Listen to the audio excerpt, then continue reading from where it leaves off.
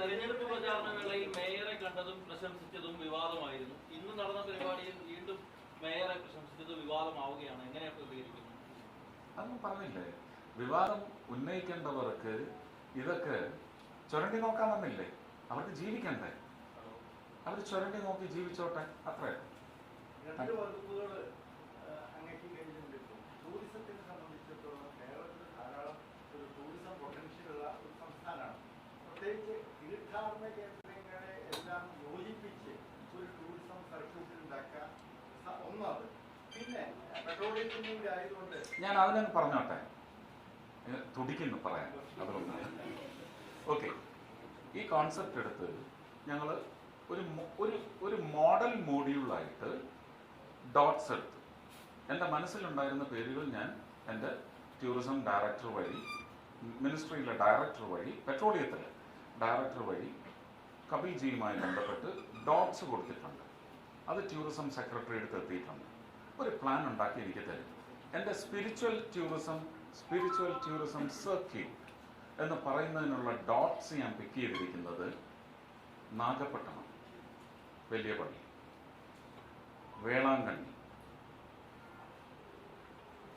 വേളാങ്കണ്ണിയിൽ നിന്ന് ദിണ്ടുക്കൽ, ആ പ്രദേശത്ത് എവിടെ ഒരു അമ്പലമുണ്ട്, അതൊരു ഡോട്ടാണ്. കൃത്യമായിട്ട് ആ അമ്പലം തന്നെ പിക്ക് ചെയ്യണം. അതാണ് അടുത്ത ഡോട്ട്. അവിടുന്ന് നേരെ മംഗളാദേവി, മധുരൈ വരാതെ തന്നെ കമ്പം തേനി ക്രോസ് ചെയ്ത് മംഗളാദേവിയിൽ നിന്ന് ശബരിമല തൊടില്ല, നേരെ മലയാറ്റൂർ ടു കാലടി ടു കൊടുങ്ങല്ലൂർ, ചേരമാൻ മസ്ജിദ്, എവിടെയും ഒരു സ്കേപ്പിലും ഇല്ലാത്ത എൻ്റെ മാതാവ് ലൂർദ് മാതാവിൻ്റെത് ഫൈനൽ ഡോട്ടായിട്ട് ഡോട്ട് സെറ്റ് കൊടുത്തിരിക്കുകയാണ്. ഇടയ്ക്കൊരെണ്ണം വിട്ടുപോയത് അൽഫോൻസാമയുടെ ഖബറിട ഭരണങ്ങാനം,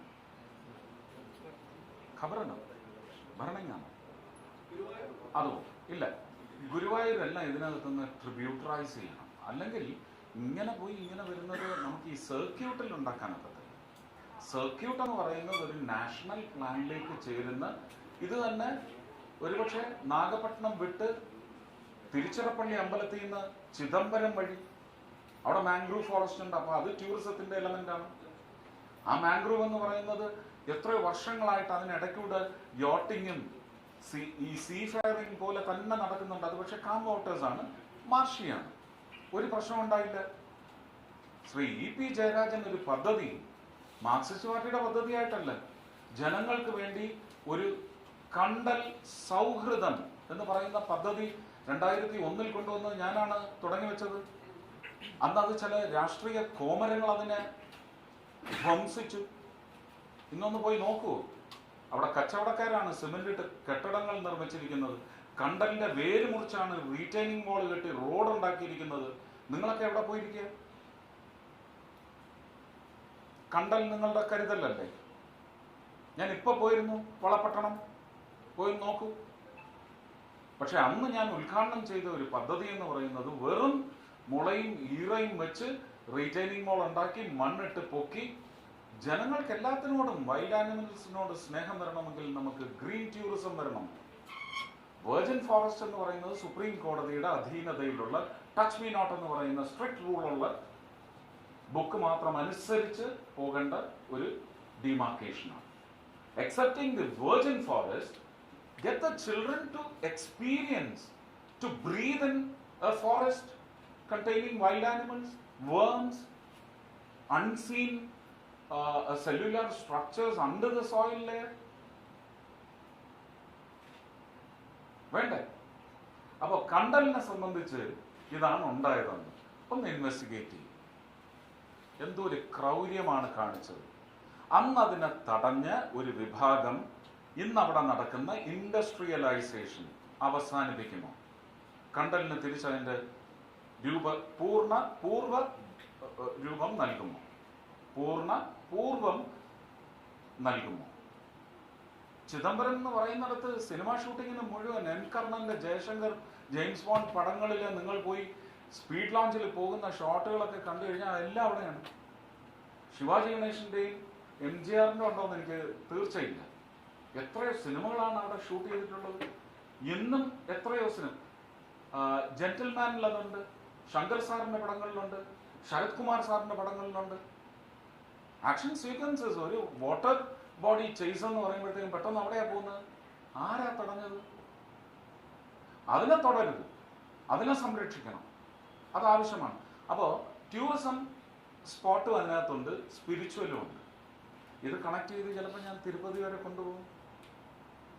ഒരു മോഡൽ മോഡ്യൂൾ എന്ന നിലയ്ക്ക് കൊടുത്തിരിക്കുന്നത് നാഗപട്ടണം തുടങ്ങി ലൂർദ് മാതാവിൽ വന്ന് ചേരുന്ന ഈ ഒരു സർക്യൂട്ടാണ്.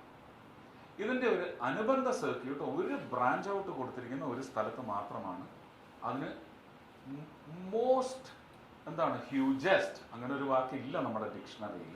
പക്ഷെ അതിൻ്റെ വലിപ്പം, മഹിമ രേഖപ്പെടുത്താൻ പറയുകയാണ് ജൂതപ്പള്ളി. ഫോർട്ട് കൊച്ചിയിലെ ജൂതപ്പള്ളി ആയിരിക്കും ഇന്ത്യ ഗവൺമെന്റിന്റെ തന്നെ സഹകരണത്തോടെ ഉയർത്തിയെടുക്കാൻ പോകുന്ന ഏറ്റവും വലിയ, നമുക്കൊരു വർഷം ഒരു 500 ജൂത സമൂഹത്തിൽ പെട്ടവർ ഇവിടെ വന്ന് അവരുടെ പൂർവം ആഘോഷിക്കാനുള്ള വേദിയായി വളർത്തിയെടുക്കണമെന്നാണ് ആഗ്രഹം. നടപ്പിലാക്കിയെടുക്കാൻ പറ്റും എന്നെനിക്ക് തോന്നുന്നുണ്ട്.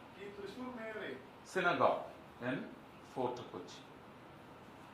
അപ്പൊ അങ്ങനെ വരുമ്പോൾ നമുക്ക് വല്ലാർപാടം പള്ളി അത് ഒന്ന് റൗണ്ട് ചെയ്ത് ഇനി കൊടുങ്ങല്ലൂർ എത്തുന്നതിന് മുമ്പ് ഏതാണ് ഒരു ഡോട്ട് കിട്ടിയാൽ ഒരു tributary will go from this main branch after Malayattoor and may be rejoin at Kodungallur or Cheraman മസ്ജിദ്.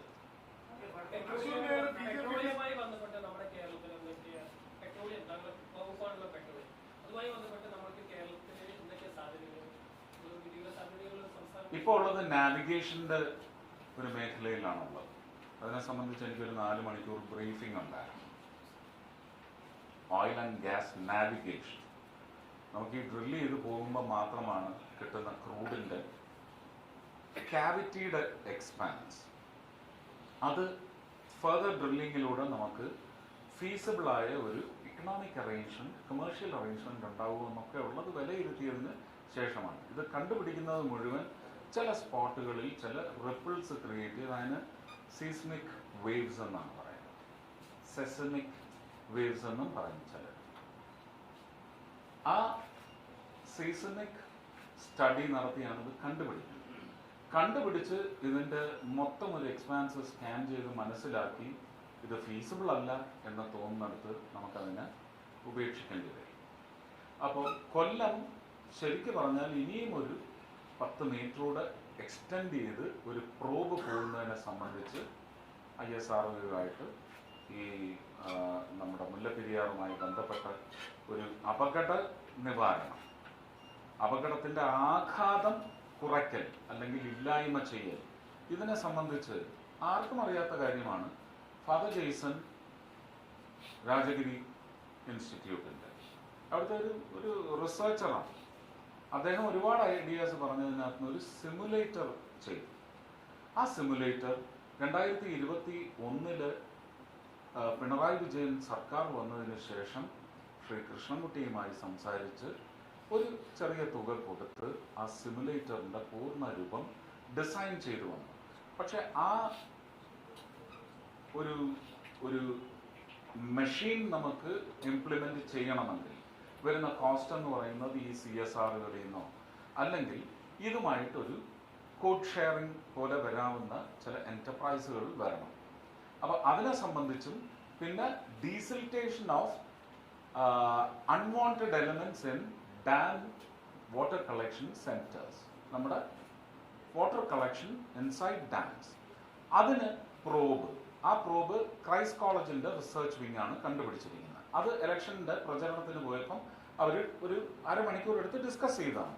അത് സ്റ്റോറിലുണ്ടായിരുന്നു, അതും ഡിസ്കസ് ചെയ്തു. ആ പ്രോബിന് ഇനി നമുക്ക് എക്സ്റ്റൻഷൻസ്, ടെൻറ്റക്കിൾസ് പോയിട്ട് അതിനകത്തുനിന്ന് സ്കാനേഴ്സ് വെച്ചിട്ട്, റിമോട്ട് സെൻസിങ് സ്കാനേഴ്സ് വെച്ചിട്ട് എത്ര അളവിലാണ് നമുക്ക് ചെളിയുള്ളത്. ഡാം ഉണ്ടാക്കുന്നത് ചെളിയും മണലും കെട്ടിയിടാനല്ല, നമുക്ക് ആവശ്യത്തിനുള്ള വെള്ളം സ്റ്റോർ ചെയ്യാനല്ലേ. വെള്ളപ്പൊക്കത്തിൽ തുറന്നു വിട്ടപ്പോ ജനങ്ങൾക്ക് സ്വത്ത് നാശമുണ്ടായതോ നഷ്ടപ്പെട്ടതോ ജീവനുകൾ നഷ്ടപ്പെട്ടതോ വെള്ളം കുടിച്ചിട്ടല്ലല്ലോ, ചെളി ചെന്ന് നിറഞ്ഞിട്ടല്ലേ. അപ്പൊ ആ ചെളി അഭികാമ്യമാണ്. ഇനി ആ അഭികാമ്യത്തിലെ കാമം എടുത്ത് വരുത്തം ചെയ്യല്ലേ പ്ലീസ്. അങ്ങനൊക്കെ ചെയ്തവരുണ്ട്.